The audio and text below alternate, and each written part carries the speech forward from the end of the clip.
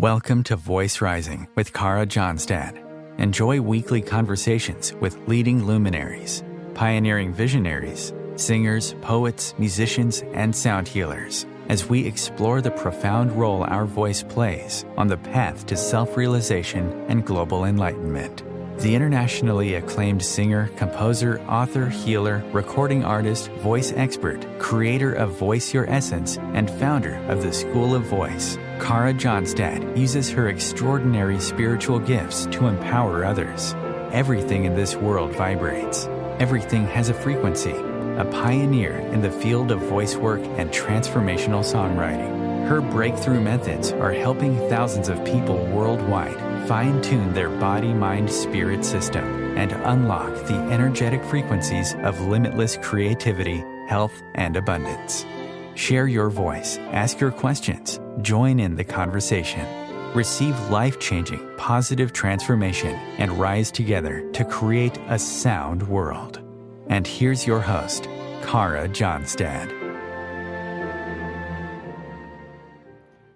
Hey everybody, welcome to Voice Rising. Today I am thrilled to have the talented Jeralyn Glass with us as a renowned sound healer and author of the transformative book Sacred Vibrations. Jeralyn has dedicated her life to exploring the healing power of sound and music.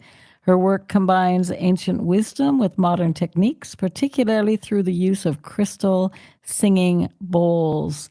And this helps individuals reconnect with their authentic selves. So join us as we delve into her insights on how sound can be a profound tool for healing, self-discovery, and community connection. Welcome, Jeralyn, to the show today.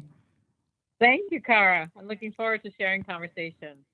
Yes, it's going to be awesome. Your book, first of all, congratulations. I have a copy of it sitting right next to me. And well, my first question is a question for your heart. You describe music as love in search of a word. Can you elaborate on this concept, love in search of a word, and how does it resonate with what you're doing out there in our world? Yes, that is a quote that's been near and dear to my heart by Sidney Lanier, and I used it on my first recital, my first classical concert that I gave when I was 19. I think music holds the frequency of love. That's what I talk about in the book, that inherent in music, when we have pure intention, that music is love. It helps us to touch places that we can't touch any other way. I think music really goes deep into the core of us, deep into our soul, and love is that vibration that brings healing.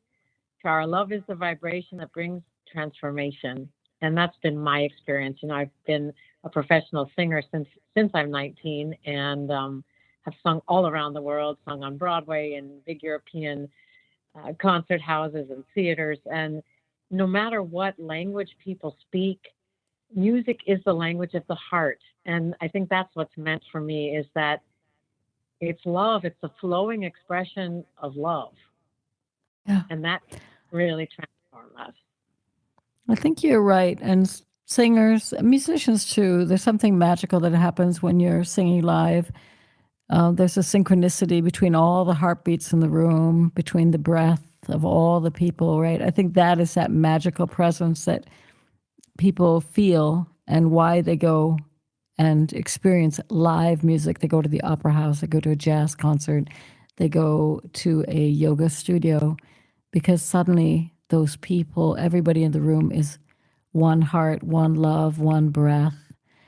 Why do you think, Jeralyn, there seems to be a really a movement happening with sound healing, that sound healing is gaining mainstream recognition as a very effective therapy practice?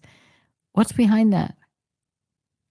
I think, Kara, because in my own life and in the lives of many, many people that I'm working with around the world, there is no one size fits all for medicine, for healing. And I think sound and music is such a personal thing. You know, you might like listening to Beethoven, somebody else might like listening to Pharrell, someone else might like listening to Frank Sinatra or country music. It's like there are so many expressions of music, and that was just like a tiny little piece of all that's possible.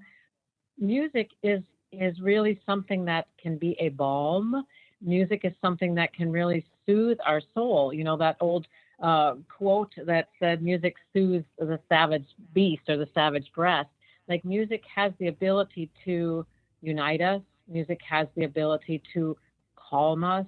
Music has the ability to bring us home. And I think in a world today where there's so much chaos and violence and stress and pain and loss and despair and depression and anxiety, I could go on and on and on.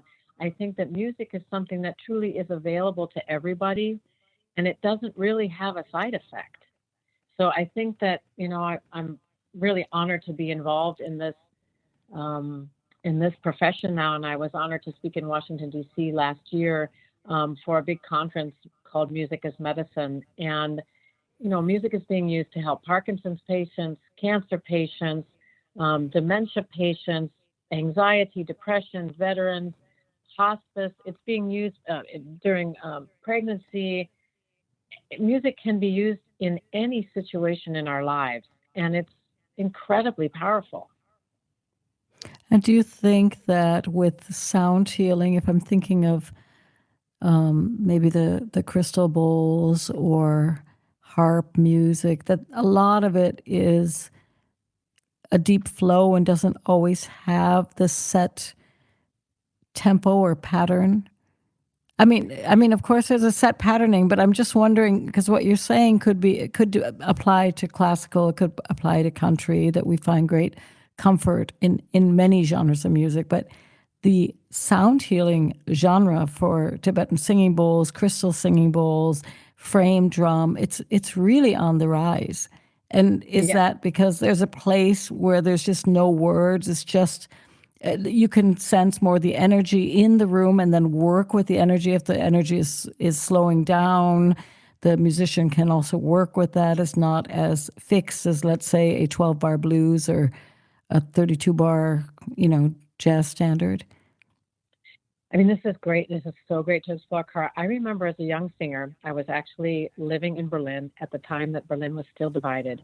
And I remember going to hear Herbert von Karajan, the great, great conductor, conduct the Berlin Philharmonic, and he played Missa Solemnis of Beethoven.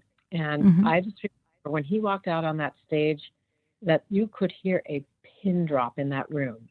And that music, just as you were saying earlier, held the audience in such a space. Now, of course, there's, besides the symphony section, the orchestra section, there's 4 soloists and there's text to it. What you just asked about crystal singing bowls, frame drum, the Tibetan or Himalayan singing bowls, what I've experienced is when I first heard those instruments, it was as if my mind just went, whoa, this is music. This is so beautiful, but it's unlike anything I'd ever heard before. And being a singer, musician, I'd heard just about most of all the instruments that exist, but I had never heard that.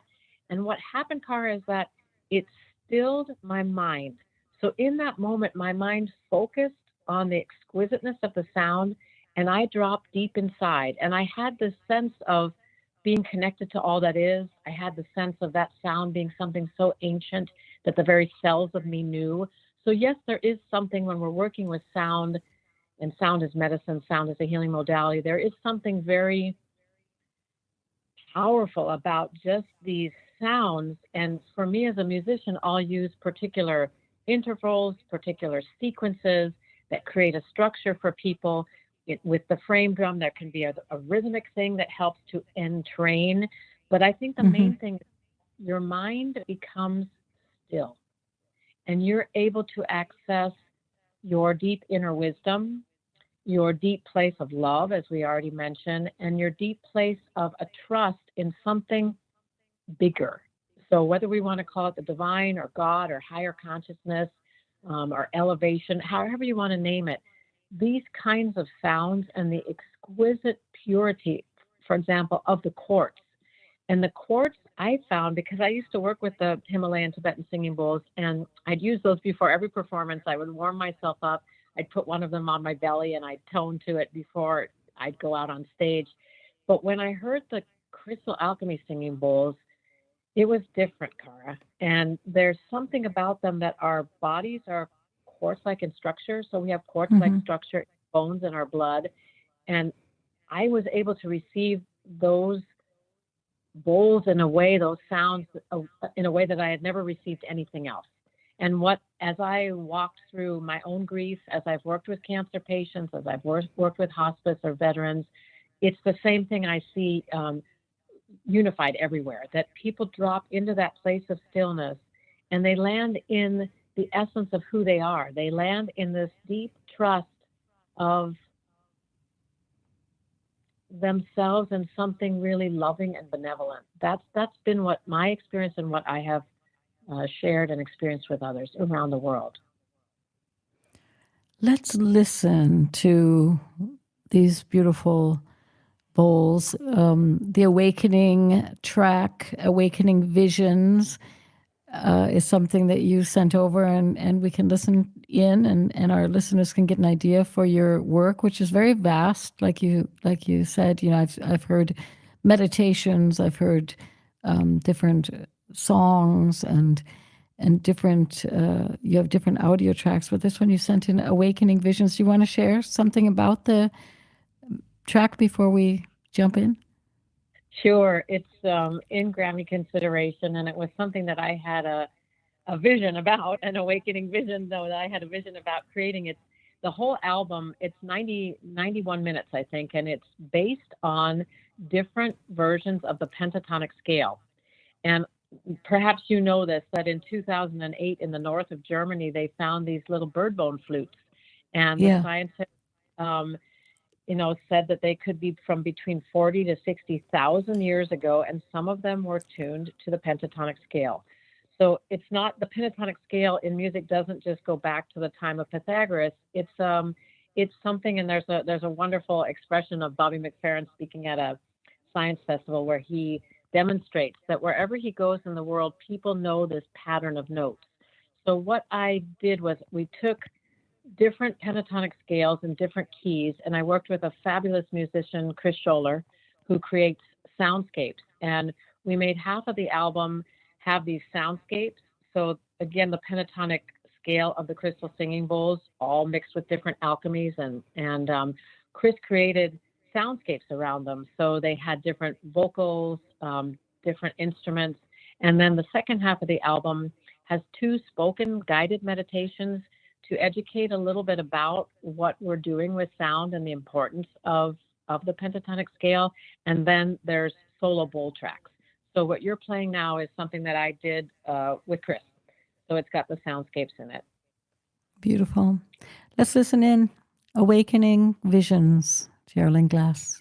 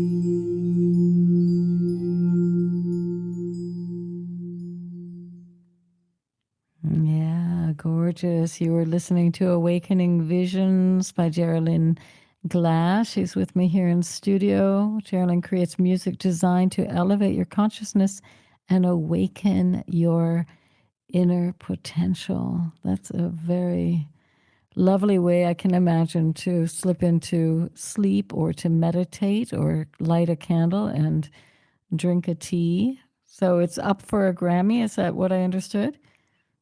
It's in Grammy consideration. We'll know at the end of this week. Beautiful. So yeah, it was very exciting. I feel like this kind of music it's just really important, I think, for people to have this to listen to, whether they listen in the background, where they listen, as you said, in a state of meditation. It's, for me, I know that it's part of my daily routine of what I'm doing to stay calm and grounded and centered. And you'll hear in all the album that there's always deep sounding bowls, there's middle octave centering bowls, and then there's beautiful high note bowls that help to expand us. So that particular track was about really activating and opening the third eye. So that's why it's called Awakening. So that we have that ability to stay grounded and stable, centered within ourselves, but at the same time to open to the bigger possibilities, to the infinite, to more of our own intuition and ability to see light when we're in a place of darkness, or simply to see light in the darkness that exists, so that you're moving yourself to a more elevated way of looking at your life and looking at the world. Were you singing on that track? There were vocals. Was that your voice? Yeah, and my voice in combination with other voices. Mm-hmm. Beautiful, beautiful. So you talk in your book about you talk a lot about performing and being also in Germany. For those of you out there that don't know, I'm sitting in Berlin. So Jeralyn and I, we didn't know each other at that time, but we were in Berlin at the same time before the wall fell. And I believe you talk in the book about Annetta Warren. Is that correct? About your vocal coach, your teacher. So what are some of the qualities that you learned through studying voice and performing that you use now in your work of sound healing?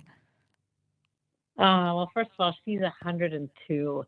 And if you heard her sing, you would simply be blown away. So she sang the voice of Ava Gardner in the MGM musical Showboat, and she dubbed for Lucille Ball, and she had her own career on Broadway. But I think she taught me truly a healthy vocalism and how to be natural and use your authentic voice. Because I think often what I find in my students is that sometimes we have a question mark on our back and we're not sure, can we really express like this?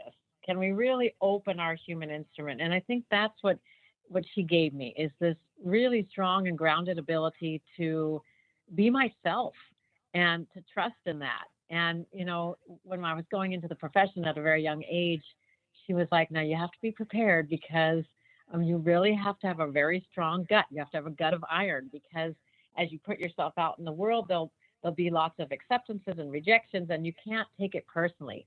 So she taught me a lot at a very young age. I started studying with her when I was 11, and I was the youngest student she had taken at that time.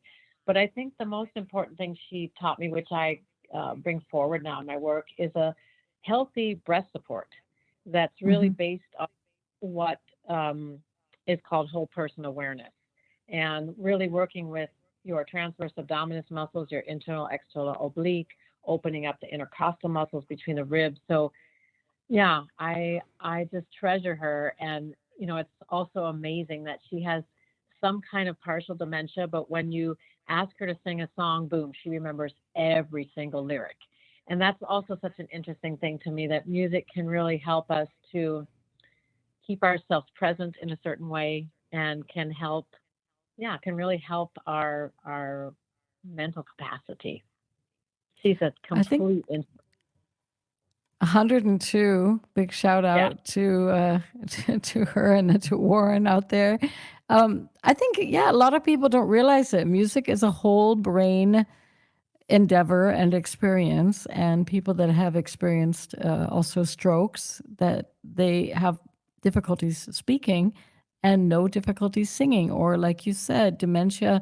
There are many people that are struggling with dementia, and when they sing, they know all the lyrics, all the words.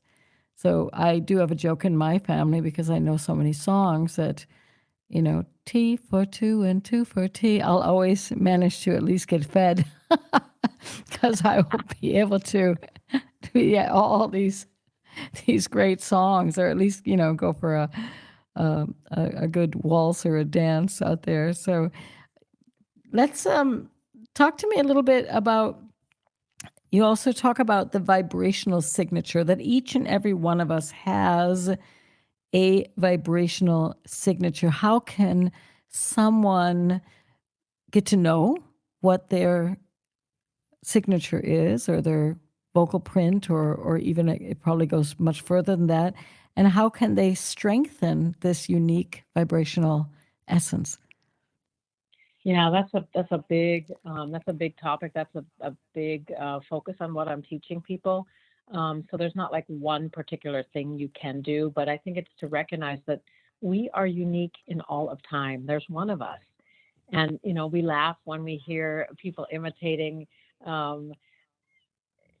known celebrities, but each of us has our own vocal thumbprint. So the important thing is to realize that there isn't anyone else in the world like you, and to accept that, and to love into that, and to ground this sense of, okay, if I'm speaking like this with Kara, if I'm, hey, whatever I want to make sound with my voice, this is my unique signature. And how do I cultivate that? How do I work with that essence that is who I truly am? So one good way is simply to start in the morning, like when I'm under the shower, I love to go,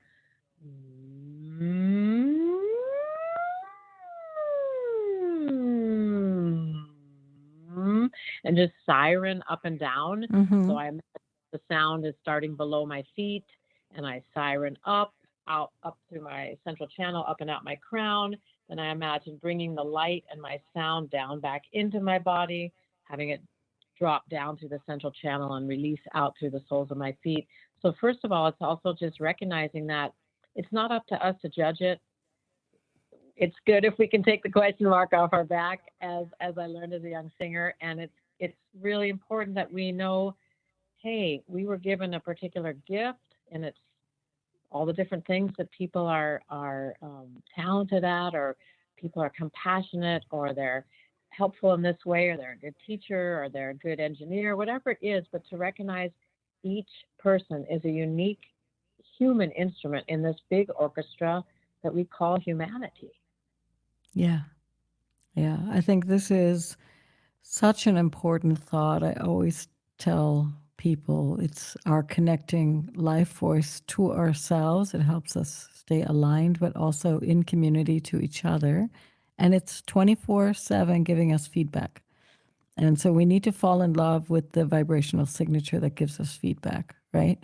Because it doesn't do any good. I have a lot of people that come to me and they're like, I don't like my voice, I don't like my sound. Well, the first thing is to fall in love with the beauty of what we are, and then we can work on polishing a little bit, or like you say, doing sirens. That's a fantastic thing to do in the shower, because all the humidity too. It's just really fun. I tend to do lip, the whole lip sirens with my lip trills and all these things in the shower. Yeah, exactly. I think in our world today, because also there's so much focus with social media on comparison, I think that also just landing in the truth of who you are through your sound is important. Yeah. Exactly.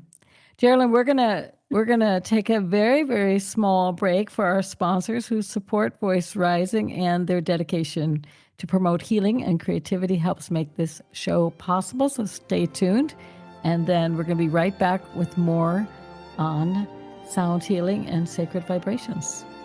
The cutting edge of conscious radio. Om Times Radio, IOM FM. Om Times Magazine is one of the leading online content providers of positivity, wellness, and personal empowerment.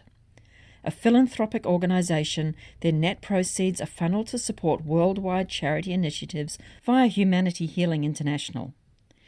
Through their commitment to creating community and providing conscious content, they aspire to uplift humanity on a global scale.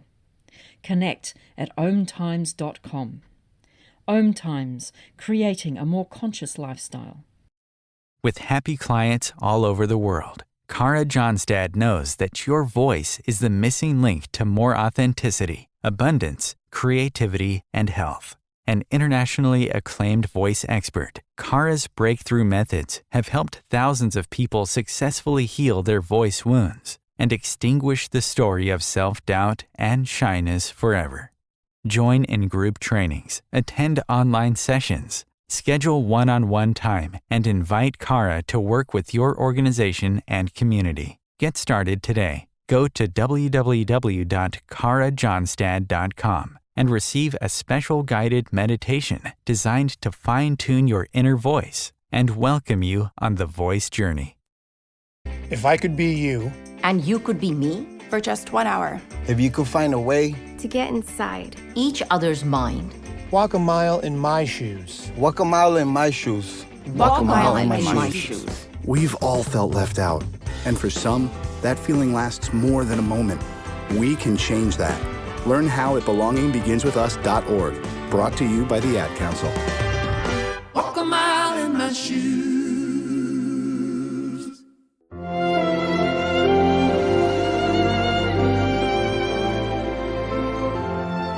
Welcome back to Voice Rising. We're here with the inspiring Jeralyn Glass, exploring the healing power of sound and her incredible work in sound therapy. If you're enjoying our conversation, I invite you to subscribe to the show on your favorite streaming platform and explore our past episodes featuring powerful voices that are shaping our world. Your support helps amplify our mission to promote healing, creativity, and connection through the transformative power of voice. So let's dive right back in. And I welcome you back to the show, Jeralyn. Thank you.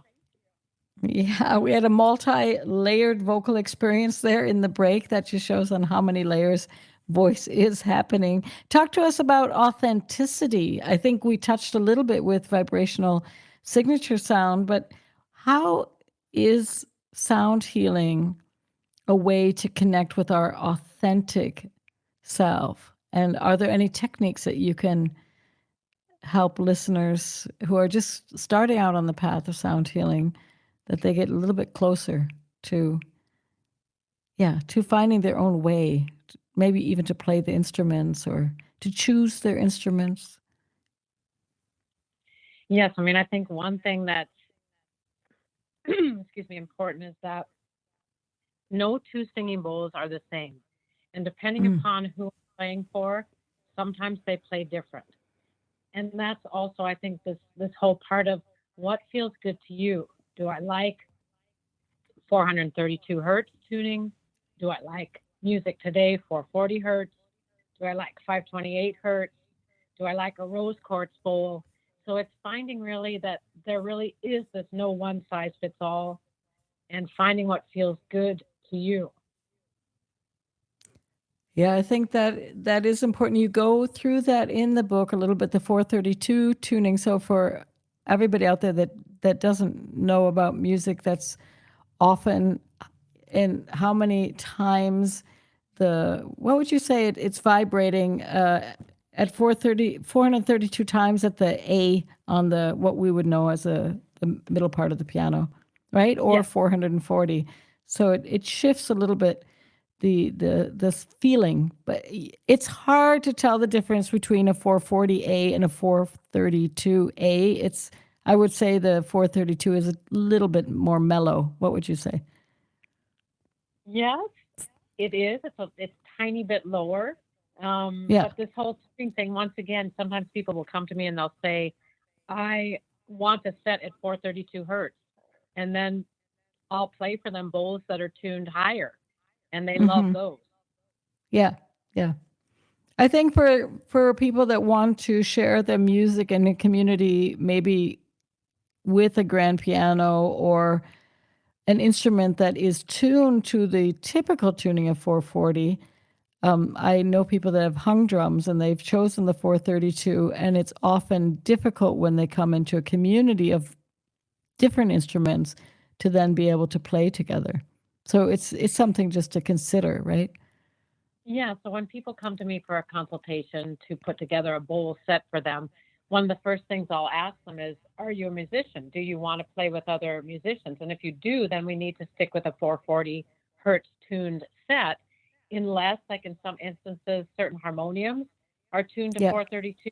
The wonderful musician and Simrit, her harmonium is tuned to 528. So that's an important for me as a musician, because I don't believe that sound, when it's discordant, can be super, super helpful. I believe very much, because of what I went through in my own life, that I needed something really coherent. I needed something that I felt safe, that I could drop in and feel, pretty deep feelings. So that's one of the first questions I'll ask is, are you a musician? And that's the cool thing about the bowls. You don't have to be a musician, because simply there's a technique of swirling around the bowl, tapping the bowl, and it's not like I studied piano for 10 years or violin for 15 years or whatever. It's not like that. So that's part of the joy for many people, is that they can play an instrument, where I've had students say to me, Jeralyn, I played for a yoga class and they said, you were incredible. You were like a goddess. What did I do? Are people that have been in situations and played with mainstream musicians and just were like, wow, I could hold my own place with them. That's the beauty of playing the bowls. One of the parts of playing the bowls. Yeah, it's very intuitive. It's very intuitive. And I think the beauty is that you feel the intent and the love of the person playing the bowls. So not everybody can play the bowl who doesn't want to stay in that place of love and deep meditation and compassion. Then it probably, just like any other instrument, is going to sound like someone's hitting a glass. It'll sound like noise. It takes sensitivity, right? But the beauty is, like you said, different than playing a piano or even a guitar. Anybody who's tried to play an F chord on a guitar and realizes, wow, I'm going to need calluses first before I even, on my fingertips. The beauty is that you can start even just with one bowl, right? Mm-hmm. I mean, you don't need to buy the whole set. You could even start with one bowl, or one bowl in a Shruti box, so it's you can access like you said, the place of holding. You can play alone and you can play in community. Exactly. Let's listen to one more. Let's listen to one more track. Tell us a little bit about expansion, insightful, rest. So I feel like it's important that expansion music can. No, we seem to have a little echo, but I think Chris has got it taken care of. Okay. There was a duet happening, Kara.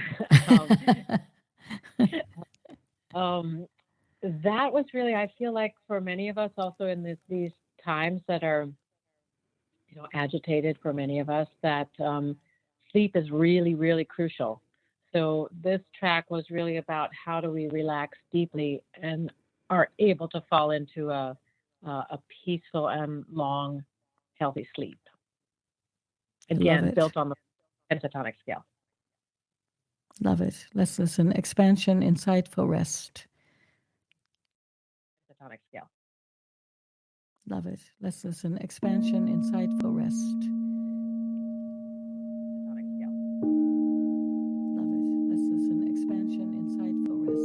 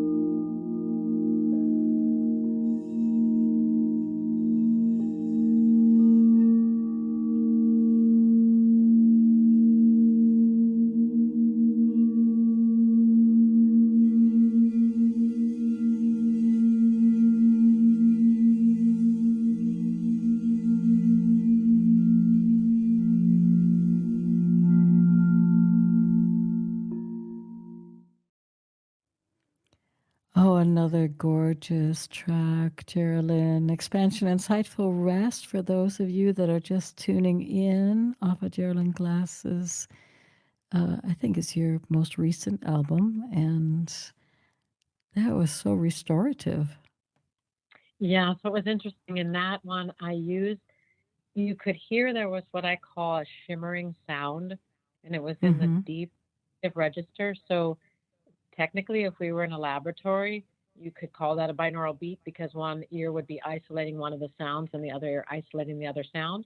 But in this case, playing live like that, I put two bowls together. There's another piece we did called Joy Reboot, which is a song I wrote the lyrics for, and it's based on the Ninth Symphony of Beethoven. And I start the piece with that same sort of, it's the tapping of two deep bowls that make this kind of shimmer together. What you heard in that track was really a deep dive that would bring you into a very deep brainwave state. So it's helping to really help us, again, relax at a very profound level, regenerate. Regenerate. Talk to us how these beautiful bowls and this music, or if we're daring enough to start the practice, and you do have a shop in LA and do coaching and teaching all over the world, how can it help us with releasing physical pain and emotional trauma? Or what kind of stories, what kind of events have you experienced when people start to come back to this deep, relaxing, restorative place? Oh my gosh, Kara, so many beautiful experiences I just played live in LA for a veterans event, and I've been playing for that organization for 7 years. And one of the stories I wrote about in the book about a sergeant who, after a 20-minute sound experience, just stood up and said, I've experienced everything. I've been raped. I've seen my friends die. I've been in war. I've been given every pill known to man. And she said, I have never, ever felt anything like what I felt from these instruments.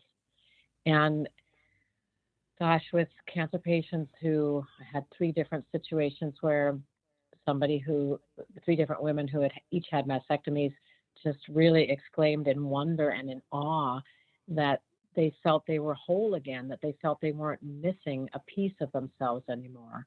Or a child who was experiencing extreme anxiety in school and got beyond that, or a Parkinson's patient that stopped trembling. I've had a number of those that just stopped trembling. But I think for the average person, the sound is something, and especially when I love to work with this beat frequency sound, this shimmering sound, it just brings you deeply, deeply into yourself.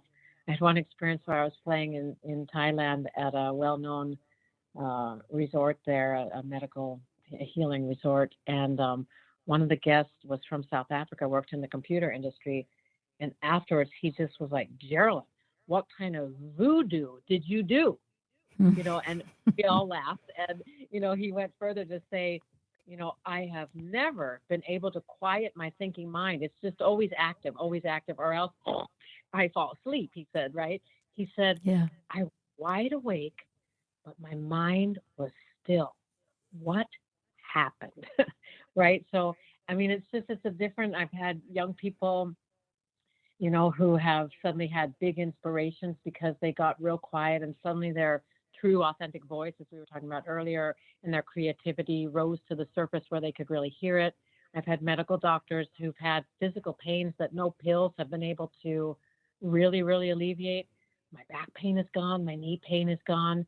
So I think this is really a field, as you asked earlier, how is music becoming our medicine? How is that really becoming a viable choice for people?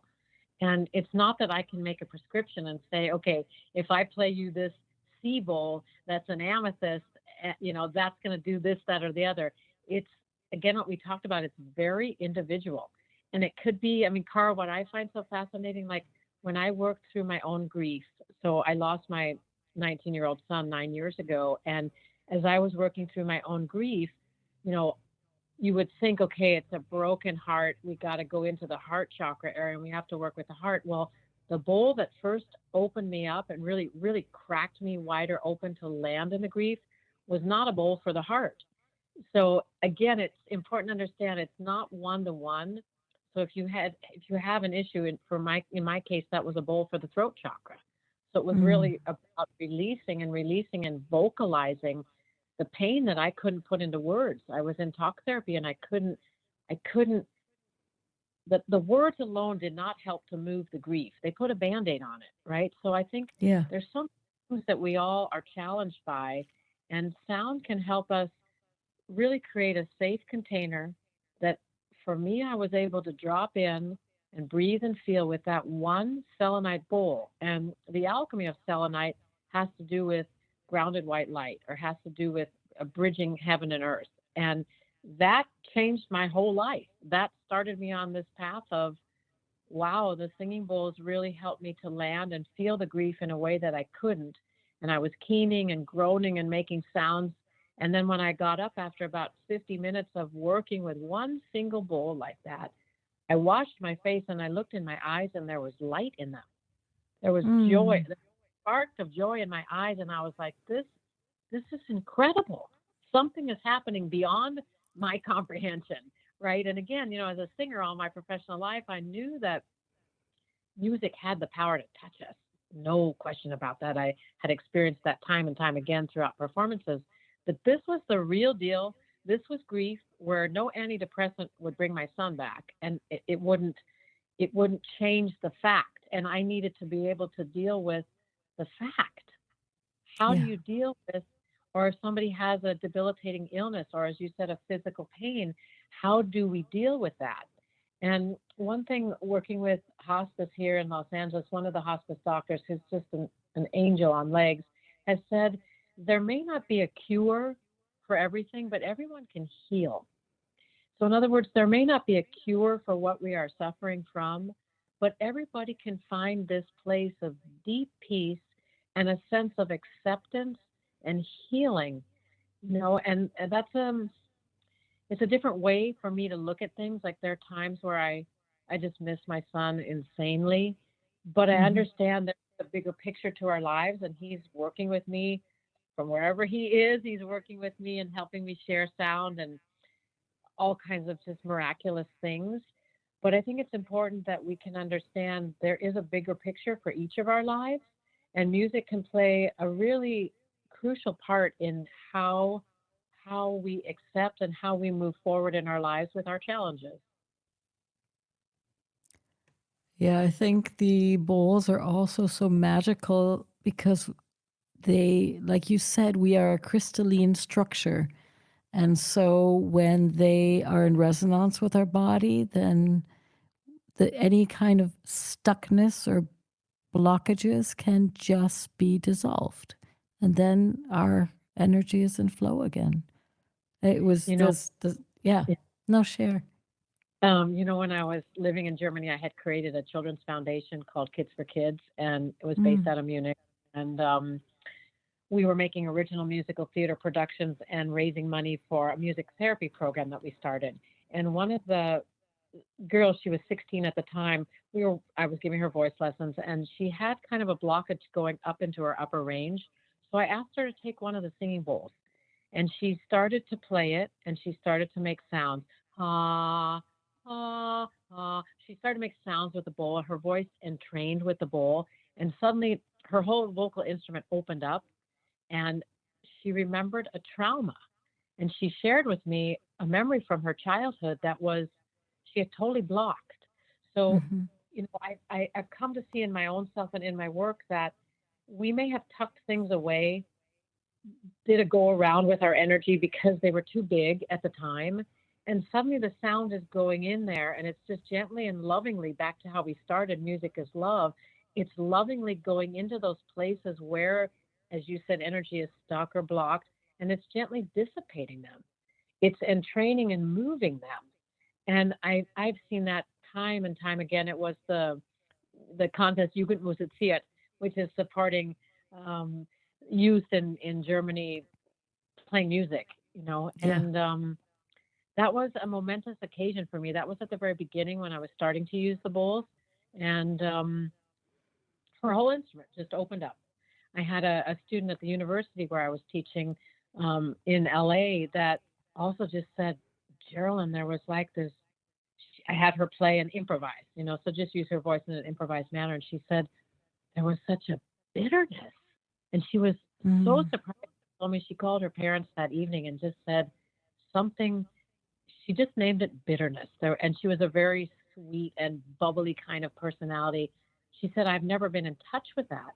It was an anger and a bitterness that was really deeply hidden inside me. And as I toned with the bowls, she shared it. It just released and it dissipated.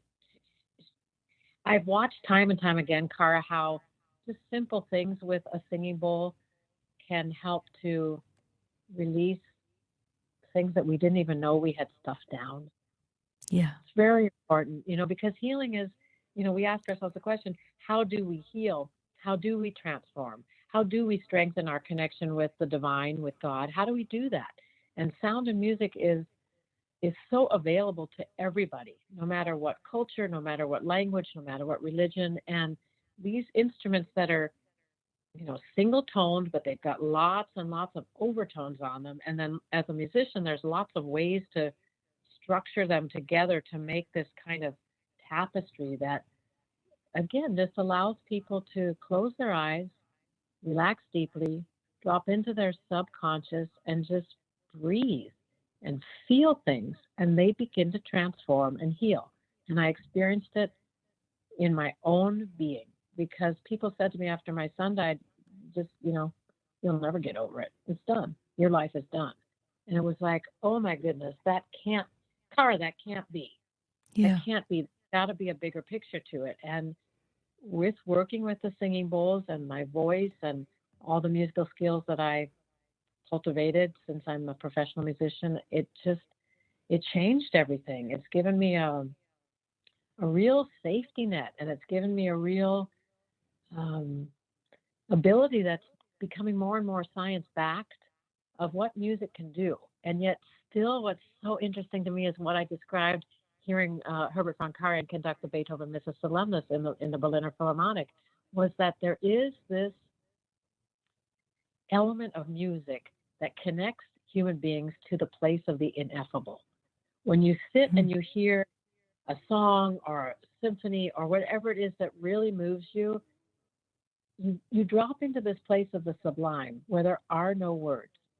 And I feel like this is part of the power and magic of music, is that what you were saying about the bowls being single toned with, all these overtones, they drop us down into a very deep place and there's no words for it. And healing doesn't necessarily happen with words. Healing happens by breathing and feeling and allowing and accepting and releasing. We don't necessarily need to talk about those things that are so profound and so deep. Yeah, I mean, there are moments where words help us, and there are moments, like you say, that we're just speechless. We don't know how to articulate. And I've been also working with the pre-verbal trauma, so trauma that happens before we even have words, right? So I think it's incredibly empowering to know that we have tools that are gorgeous. I mean, gorgeous, right? The singing bowls are gorgeous. It's not like we're going to suffer. We have gorgeous tools to accompany us on the healing journey of creating sound mind, sound body, a sound world. We opened the show with your new book, Sacred Vibrations. What would you love readers to take away from the book? Or, of course, we want all the people out there to get a copy and put it underneath the Christmas tree or in the stockings or wherever or birthday presents. But what would you like the readers to take away from Sacred Vibrations? Gosh, I think that music really can be a medicine, and that music and sound used with intention can really change our lives. And throughout the book, there's intimate stories, there's science that's running through it, there's what we call sound RXs. So there's shared experiences of myself and different practitioners around the world who have been using the singing bowls. And then there's a QR code on page 233 that connects you to downloadable meditations. So I wanted people to hear, oh, what is 528 hertz? What does that feel like? How do I experience that? 440, 432. And then there's a beautiful 20-minute film that I'm very, very proud of, where we put a little bit of the theme of the Ninth Symphony of Beethoven, and that's been an important piece, for humanity, about freedom and unity. So I think that people take away that this is a field that has been around since the beginning of time and is recirculating, as you said, and really becoming a very poignant path for many people now, that music can be a modern day medicine and can really help us. And yeah, as I shared my story in the book and how that it's been a help to me. And then we also created an oracle deck with Hay House, the Crystal Sound Healing Oracle. And that's the first deck of its kind that you can put your phone on QR codes and actually hear the sounds of the bowls. So I'm very proud about that. Yeah, it's very cool product, the Crystal Sound Healing Oracle deck. Yeah. On the phone. Amazing. I thought they were cards that you pull, like in the old tarot deck days. Yes, they're cards that you pull, but on the QR code, on the card, is in the design is a QR code. So you pull the card. They're beautiful physically. They're made with sacred geometry and watercolor and beautiful photos, some of them. And then you put your phone on the card, and then it takes you to the recording of that particular bowl or set of bowls. It's a very, very cool product. And then we also created an app called Source Be Inspired. And the idea also was that people could have access to this world of sound medicine, this world of the healing power of music, simply have it in their back pocket, right? Because most everybody has some sort of device or mobile phone. So Source Be Inspired is also an app that has soft launched now. And very proud about these things, Kara, because as you know, you've dedicated your life to this, that music can help us in ways nothing else can. Yes. It also can joy and excitement and happiness and just fill our hearts and souls in ways that nothing else can. Beautiful. Jeralyn, I thank you so much for being here on Voice Rising today and for sharing your insights and your path and your journey and all the transformational possibilities that are out there with the singing bowls. You inspire us, and I would love everybody out there to get in touch with their voice and their inner sound healer and to do the work. So I think it's JeralynGlass.com, right? It's correct. Crystal Cadence. Oh, it's Crystal Cadence. Yeah, Why did I think? Yeah. It's okay, Crystal. My living library of my career. But Crystal Cadence is all about the bowls and the science behind it. And yeah, crystalcadence.com. So crystal and then cadence being a musical structure. Crystalcadence.com. So that's how you can connect with Jeralyn. Remember to subscribe to Voice Rising and share this episode with your friends and community, because together we're going to uplift powerful voices that foster healing, connection, and creativity for this world so that we can all hang out and be in harmony and have vibrant health and all those good things. Yeah. So thank you again, Jeralyn. And we shall, I'm sure, have another interview at some point. Just keep on bringing out so good books and albums. Thank you, Kara. Thank you for all you do. Bye-bye.